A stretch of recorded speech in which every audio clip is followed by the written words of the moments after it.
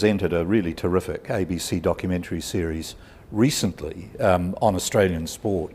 Yeah, that was interesting. Yeah, I loved doing that. I remember John Mulgan writing back in 1944 that rugby in New Zealand, he said, was religion and desire and fulfilment all in one. Yeah. But if anything, the passion for sport seems to be even stronger in Australia than it is in New Zealand. How do you explain that?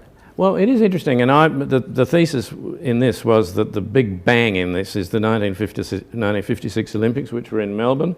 It was the first time that lots of different people from other countries had come here. It was a whites-only society at the time, and lots of people came from all over the world, and they loved it. And Australia did very well. It won every single freestyle swimming event. It won all the women's sprint events. And a lot of kids who watched it on television, and television arrived in 1956. Imagine the confluence of all of this happening culturally. And people loved it, and it spawned an entire generation of people who went and won every tennis tournament. Only 2 countries won the Davis Cup between 1938 and 1973, I think, America and Australia. We produced swimmer after swimmer after swimmer, and kids played sport in towns out in the middle of nowhere. Heather Mackay, who was one of the people who I'd admired for donkey's years, and I got to speak to, and I said to Heather, and she won the British Open squash tournament every year between, which was effectively the World Championship, every year between 1962 and 1977. She's currently the World Masters tennis champion at 72. And I said to her, Heather, why did you get so interested in sport as a kid? And she said, have you ever been to Queanbeyan, John? There's nothing else to do in Queanbeyan. Queanbeyan was a quiet country town. There was really, sport was what you did. It was what you did at school, it was what you did after school, it's what you did in the weekend, it was how you met people. And I got this a lot from all of these other marvellous people. A lot of them come from small towns. And a lot of the people in New Zealand came from small towns. When I was a kid, I used to know where every All Black came from, and most of them didn't come from Auckland and Wellington and Christchurch. So for a long time it was absolutely incredible, and the Australians won everything. They did. So what's gone wrong? Well, they crashed at the Montreal Olympics in 1976, even though they won no gold medals at all, even though the New Zealand government's rugby playing policies in South Africa had occasioned a boycott of 30 African nations who didn't even go to the Montreal. Even without them, Australia didn't win anything.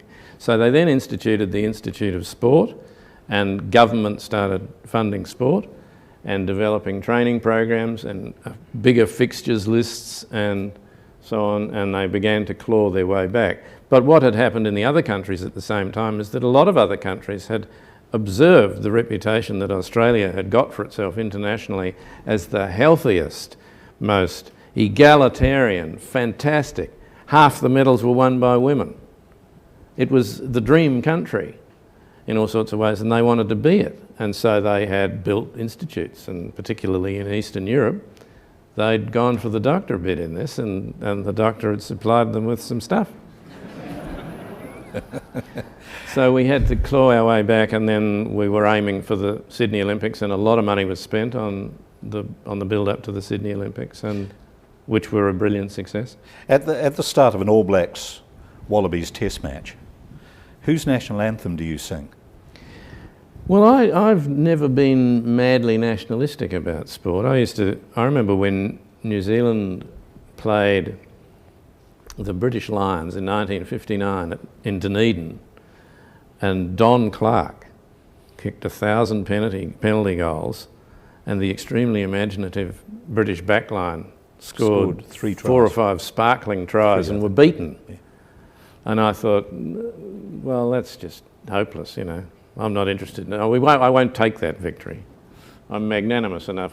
They had a moral victory there, and they actually won the 4th test. But no, I've never been particularly nationalistic, and there have been times when I've adored New Zealand rugby. It's good at the moment, for example, and players that I've hugely admired and loved, and other times when I've thought it was really stupid, boring rugby, and I hope they get beaten all the time. Who would you turn gay for? Quade Cooper or Dan Carter? No, I don't think either of them is going to do it, Ian. I think, who would it be? I don't know, that's a good question. I don't know, there's nothing on the radar. No, I don't think so. No, I don't think it would be for a footballer. John, is it inevitable, do you think, that New Zealand and Australia will merge? I mean, you've had this experience of huge success on both sides of the ditch.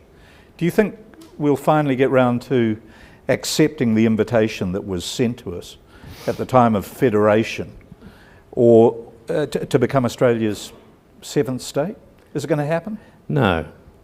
I don't think it is. I think there's an enormous closeness, and I think the closeness is never more obvious than when they're jointly threatened by a third party. But no, I think New Zealand's always had an idea of its own independence. I mean, I think of myself in Australia as a New Zealander who lives in Australia, and I'm an Australian as well, and I don't see much difference really. But I think that because of the history, it's now becoming a real kind of a real idea in the New Zealand mind that that New Zealand is genuinely separate, despite the obvious fact of transnationality in all sorts of other areas, obviously particularly commerce, which has always been the case, but it's never been the case to the extent that it now is, ever. And I think that will increase, but I don't know that New Zealand would want to be an Australian state. I think there's a lot of fear among New Zealanders that that if it happens, it won't actually be a merger. It won't actually be... What will it be? It'll be a takeover. I see. Has New Zealand got the people to run Australia?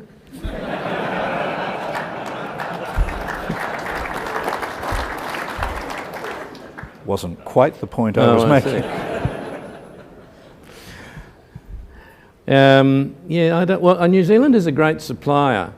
I mean, you people must see this in your own business. I certainly see it in mine, that New Zealand is a great supplier of people into the media industries in quite a big way. A lot of people who are writing and broadcasting and things in Australia come from New Zealand. Not so much in my generation, but in my children's generation. It's full of them. And there are probably reasons for that, and they are probably to do with coming from a small place and squaring your shoulders and being a bit independent and having to have done a few things. I mean, when I was in television in New Zealand, as you know, sometimes I'd go to shoot a Fred Dagg thing and there'd be no... I remember doing a couple of Fred Dagg things that were on television, and I went out to record them and there was no camera operator available. So I'd go down and log a camera out, stand it on a tripod over there, focus it on a tree here, turn it on, turn the sound thing on, and come and stand next to the tree so it'd be in focus, do a monologue to the camera and go and turn the camera off and take it back. I never told anybody I didn't have a camera operator. It was easier to do it than sit around waiting for a camera operator. So you at least become aware. Sounds like a robot car. Well, it is like but you become aware of the jobs other than your own in getting the pig to market.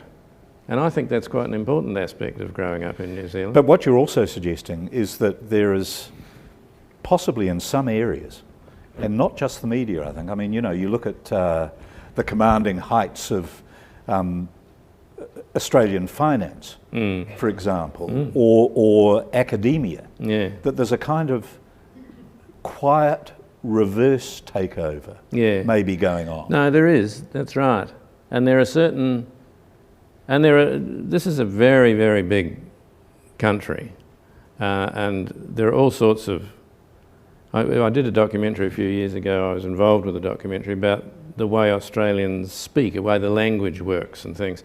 And one of the people in it was an actor called Rachel Griffith, who works in America a lot. And she said that the dialogue coach said to her to basically sit on the plane on the way to America and say the sentence, ask the master to pass the banana, which we pronounce like that. ask the master to pass the banana, because that's how they're going to say it in America. And so wherever we went with this documentary, wherever we were in Australia, we, up in the back of Buai and in the cities and everywhere, to see if there were language differences and pronunciation differences and grammar differences and things, we got hold of people and we asked them to stand on a square we put on the pavement or something and look into the camera and say, ask the master to pass the banana. And a lot of these people had never seen a television camera and they were quite happy to do it, very biddable, kind people. And they'd say, well, stand on the, just on the cross there and look into the camera. And we'd say yes. They'd say, you ready? And we'd say yeah. And they'd say, ask the bastard to pass the banana. And you'd go, no, ask the master to pass the banana. Oh, okay. Ask the bastard to pass the banana. They don't know the word master. This is not a country this is not, there's no master. What's a master? He must have said bastard. There are just, it's not, there are some places where the structures are completely different. So it wasn't the language always that was different, or the pronunciation or the idioms or something. It was just the way things work. But there's certainly no master. Your mum was in acting. She was sort of involved in the theatre. She was. In Palmerston North. Did she try to sort of push you, while we're talking about accent, did she try to push you in the direction of elocution? No. It was something that was very important in those days, isn't it? Yes, it was. No, she didn't. My mother was an actor and a writer in Palmerston and in Wellington, and she did these things because she enjoyed doing them. But no, she never pushed you in a particular direction. And if she ever tried to get me involved in a play when I was a kid, I'd run a mile. I wasn't having anything to do with that. And the sort of plays she did are not what I ever wanted to do. I've still never wanted to be in that sort of performing. I don't want to perform like an actor. I want to perform like people who aren't actors. So no, she didn't. But if you wanted to get anywhere in those days, in the 50s and early 60s, yes, you went to elocution classes and people learnt to speak in an English manner. I was a reaction against that. I hope I'm the prow of the good ship, bugger that. Because it always rang false to me. I thought it was a silly, meek, brainless, New Zealand has already proven it doesn't need to be doing that to curry favour with someone else. No, we'll be us, thanks. So that's what I always wanted to do. And and Fred Dagg was happening in the early 70s when both Australia and New Zealand were beginning to hear their own voice in their own television programs and so on. But it really hadn't happened before. People would wear a dinner suit and pretend to come from Shropshire and read the news about what was happening in Wellington, where I bloody lived. We didn't speak. What are you talking about? How long is it before we're allowed to go at our own television station? It was a long time, and really it was your generation and mine, or your generation and then my generation, which was, those walls were beginning to break down, and now they've completely broken down. The most successful television shows in Australia are all things that have got Australian people in them, and that wasn't the case once. And it's all happened reasonably quickly in cosmic time. Can I ask you this finally? Just getting something absolutely crystal clear. You are not living in exile in Australia. No, I live here. It's very good. I've always lived where I am, and I grew up in New Zealand, and I then left New Zealand in 1971 actually, and I went to Europe. I lived there for I think 3 years or something. I then went back to New Zealand. I lived there in 74, 75, 76, and I came here in 77 because we were about to have our first child. And in the entertainment business, if you're not careful, you live on the road a lot. And I had to do that, and I had loved aspects of that, but it wasn't going to work once we had a child, so we needed to work out where we were going to live, and I took a bit of a punt and thought I was getting a bit of work in principally ABC radio, and this would enable me to not be on television, which I would enjoy a break from, to live at home, which I wanted to do when we had small children. And the unconscious bounty of this was that because I was doing radio, I had to learn to write properly. And when I was doing Fred Dagg in New Zealand, I basically used to extemporise. But when I came here, I sat down and worked out how you make a script actually work, what the rhythm and the topography of it needs to be, the beginning, middle and end, and how to make an argument work. And it was the best thing that ever happened, really. And it wasn't really a conscious, that's what I'm going to do decision.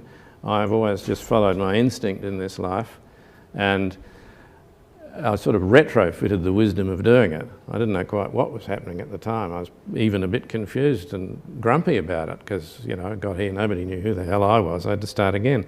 But it really was the most wonderful experience, and I was very warmly welcomed in Australia, and Melbourne, which is where I live, is a wonderful city to live in. We loved living in Wellington, where we lived in New Zealand. I've always liked living wherever I am, and I am here. Well, I'm glad that you've been able to be here with us over the last my pleasure. 75 minutes. And ladies and gentlemen, would you thank John Clarke? Well, thank you. Do I go?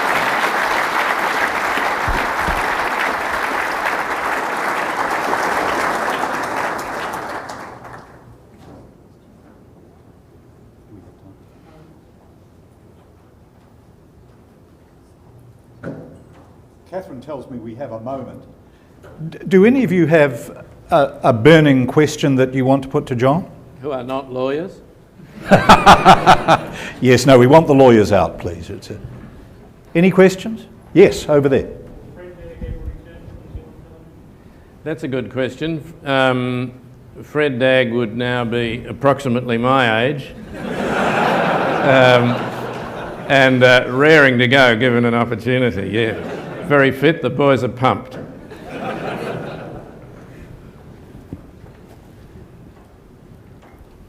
many times have you had to give anyone a rendition of the Gulfrings? Yeah, I did have to do, one of the things that happened by the time I left New Zealand was that if I went on stage, there was about an hour of stuff that I couldn't get off stage without doing,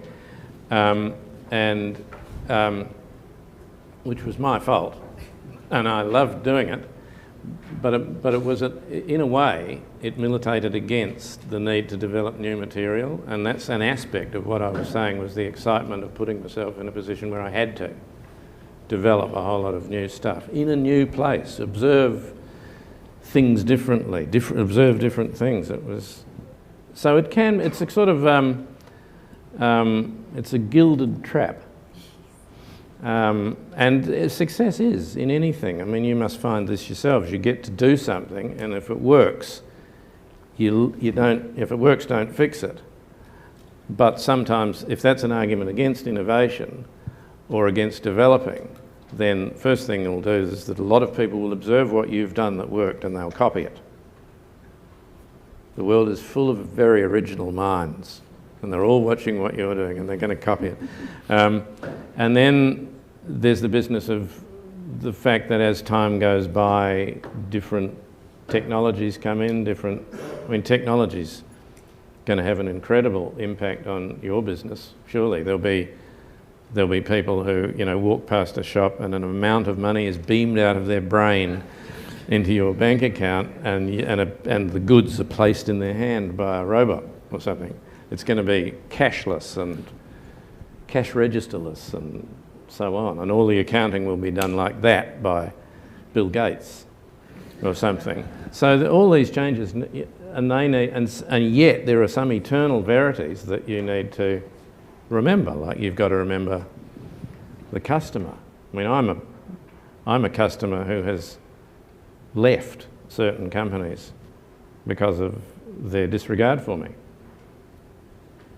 I've left. No, I've left companies No names. because they, for example, they're a retail company with a finance company, and the finance company is trying to get you into debt. Yeah. And the finance company is making easier money than the retail company. And I don't need the finance company. So when they start doing that, I don't just leave, I ring them up and tell them I'm leaving. My father in me rings them up. He hated debt. He came through the Depression and the war, and the last thing you want is debt, you know. So he'll ring them up. Don't ever try to get me into debt. I don't want your credit. Get out of my, you know, so I'd get a bit, but yeah, no, there are certain things that, sometimes if you've got something that works, you've got to be mindful of the disadvantage of that as well as the advantage. You must know this, you people must deal with this all the time. I've only brushed across it, but they're lessons I've had to learn. Last one over here. A Kerry Packer story? Who asked that? You must know the answer to that question. No? Is that out of the blue? As it happens, Kerry Packer used to own, when I first worked at Channel 9, Kerry Packer owned it. And there were a couple of good stories about Kerry Packer. One of them was that he was in America and he was playing golf with a mate of his at Augusta National, where you can't play without an invitation. And they were meeting a friend of theirs who was a member. And there were 3 or 4 of them meeting this guy, Jim Smith or someone. And Kerry loved golf and was a pretty good golfer, and he got there a bit early and he was having a putt on the putting green. Another bloke came over to him and he said, "Are you playing with Jim Smith? Are you the Australian guy who's playing with Jim this afternoon in the same group I'm with?" And he said, "Yeah, I am." So the bloke introduced himself and says, "Jim says you pretty big hitter in Australia, are you, business-wise?" And he said, "Well, here we go, all right." And he said, "What would you be worth?" Kerry Packer said, "Oh, I don't know what I don't know, really." Well, he said, "Give us an idea. Think about it. What do you reckon you're worth?" He said, "I don't know what I'm worth." He said, "Well, look, I mean, I'm in steel in Pittsburgh and I'm worth 300 million. Kerry said, "I'll toss you for it."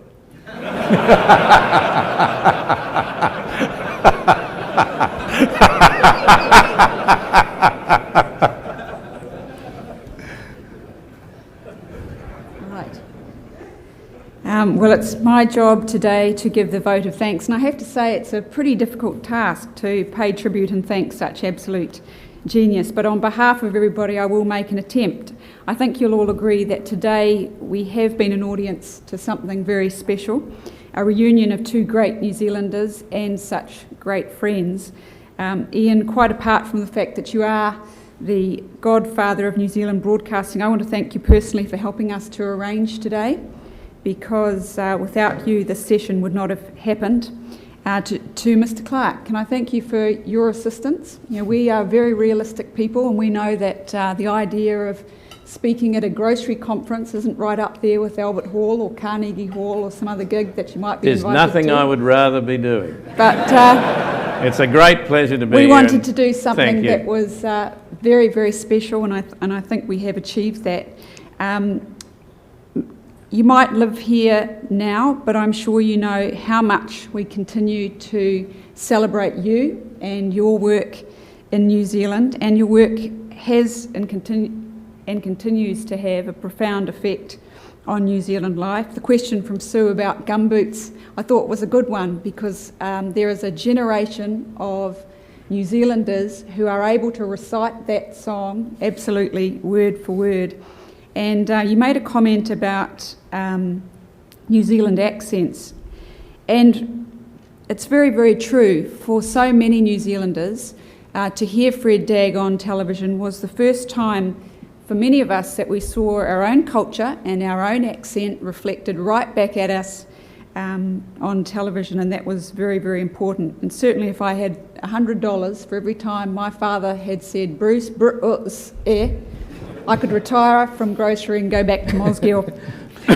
But for all the newcomers to New Zealand, and certainly working within the grocery sector, we get a lot of people who come down to New Zealand to do their tour of duty. Some of them, they find the New Zealand culture, which is quite deadpan and dry at times, to be pretty hard to understand. I can report that at the JB Hi-Fi on Willis Street, John's DVDs do sell very well, because from time to time I've bought copies, sent it to people and said, if you want a shortcut to understanding the New Zealand culture, just watch this. And that's been of great help. Gentlemen, it's been an absolute honour to sit in and listen to the both of you share conversations as two good friends. Ladies and gentlemen, let's thank John and Ian for such a magnificent morning.